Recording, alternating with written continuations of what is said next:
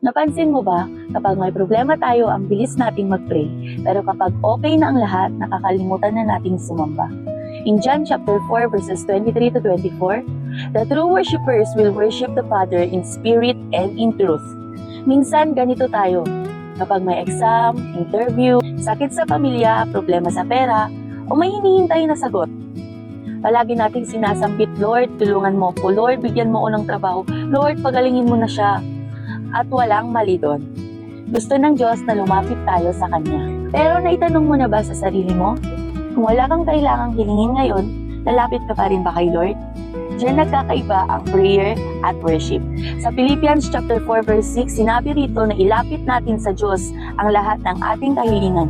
Iyan ang prayer, pakikipag-usap sa Diyos tungkol sa mga nasa puso natin. Pero ang worship ay iba. Hindi ito nagsisimula sa Lord, kailangan ko ng ganito.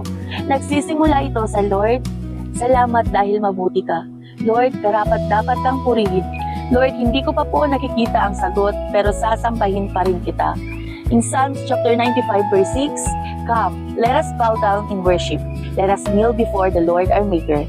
Ang totoo, madaling mag-pray kapag may kailangan.